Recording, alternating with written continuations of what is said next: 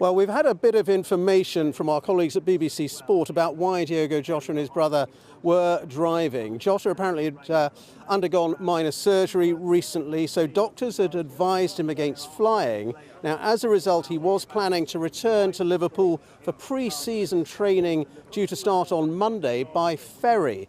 And this is understood to have involved him travelling by car from Porto to get to a ferry from Santander in northern Spain. Now, Zamora, close to the Portuguese border, is around 190 miles from Porto and a similar distance from the port. So it does seem that that is why Diogo Jota and his younger brother were travelling by car at that time. Let's talk now to Beth Lindop, who's a Liverpool Football Club correspondent for the ESPN network. Beth, thanks very much for being with us. What's your reaction to this absolutely devastating news? One of the brightest stars in the Premier League and in world football who has just suddenly been killed in this crash. Yeah, well, I think first of all, it's just absolutely shocking. You know, when we heard the news this morning, it just felt totally surreal. And even having had the whole day to process it, it still feels... You still feel numb, really, because it's one of the first times that I can remember, certainly, where a footballer of this profile has had their career cut so horrendously short in this manner. So it doesn't quite feel real.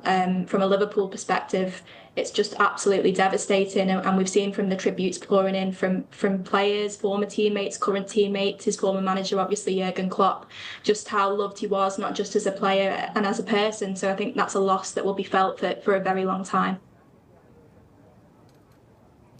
He was a brilliant player, wasn't he? Just talk to us a bit about what a prolific goal scorer he was. I mean, not the tallest player, but he scored an awful lot of headers. He was very clever in the box.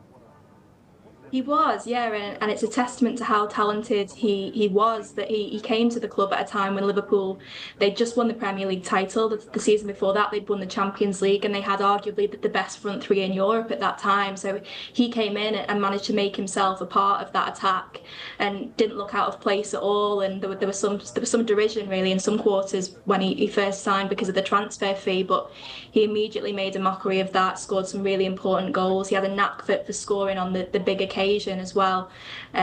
So yeah, a huge talent, as you say, great in the air, which you wouldn't think looking at him, but he was so good, and he was the sort of player, you know, even if he was having a quiet game where you didn't know what he'd necessarily contributed, he'd always managed to come up with a big goal and a decisive moment.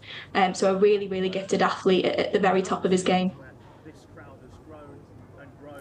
And a huge star not only for Liverpool but also for Portugal. We've heard those shocked tributes from Cristiano Ronaldo, amongst others, his Portuguese teammate, but he was a big player for the national team.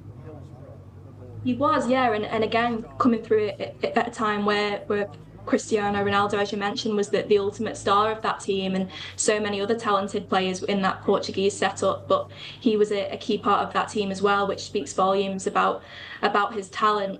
And yeah, obviously won the Nations League with them a few weeks back. Would you imagine have been a real important player for them at the World Cup next summer? So again, it's just incomprehensible, I'm sure, for fans of the national team, the Portugal national team, that he's not going to be around anymore to score those goals and be such a hugely decisive part of the team. All right, Beth, thank you very much indeed. That's Beth Lindop, LFC correspondent for the network ESPN.